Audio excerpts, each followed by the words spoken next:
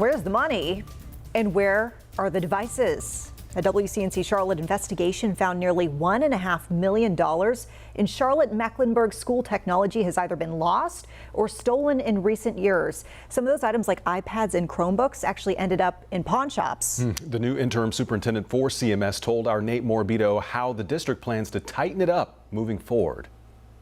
CMS records show more than 10,000 devices are considered lost or stolen. And we discover the problem is far worse at some schools. Top CMS administrators say that's about to change. Remember the start of the pandemic? Very supportive. When grateful parents lined up to take home computers? It was very helpful. So their kids wouldn't miss out? You have to treat as if it is yours. Father of two, Chandan Jha, says his family took care of that technology. Oh my God. But notice his shock when we told him thousands of families failed to do the same. The result? Missing Chromebooks, iPads, and hotspots. That's pretty sad. Funded mostly by federal COVID money. Almost $1.5 million.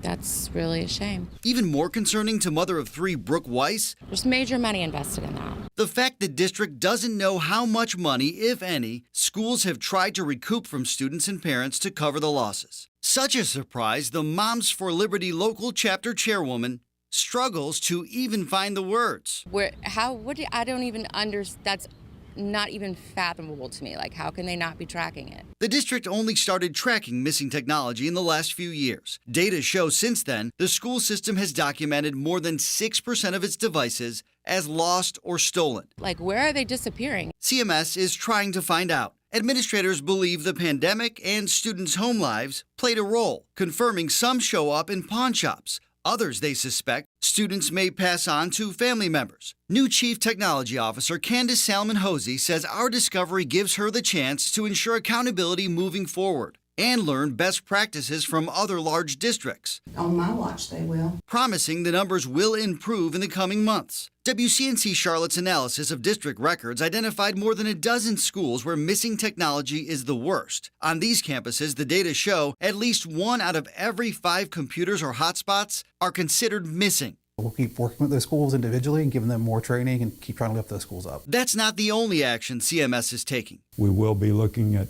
how we can do a better job. While every parent and student signs a contract agreeing to pay for lost devices, and some schools even list replacement fees, it's ultimately up to each school to handle any monetary recourse, which means there's no consistency district-wide and no concerted effort by the central office. Is that a priority to you, to try and recoup some of this money?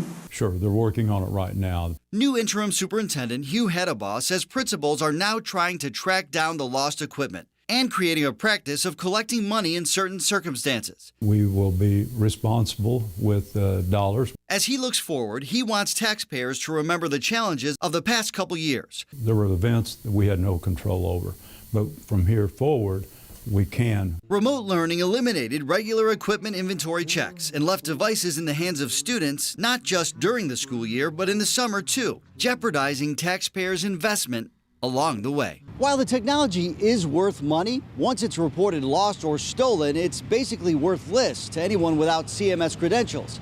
As soon as the district finds out Chromebooks or iPads are missing, the school system uses a unique ID number to disable them. Nate Morabito, WCNC Charlotte.